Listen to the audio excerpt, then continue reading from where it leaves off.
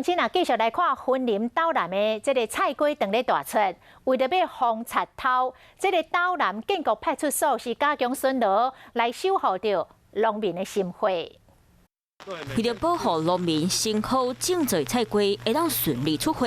斗南建国派出所的警察特别伫咧这阵啊菜龟大出的时阵加强巡逻。目前正值是盛产期哈。 因为价格也不错，所以我们就派出所就联合我们的巡守队加强巡逻。当时警察嘛呼吁乡亲若是有发现奇怪的人，会当打电话去派出所报案，卖当伫咧园区内底设监视器加强保护。就是大家守望相助，有什么问题的话，有时候发现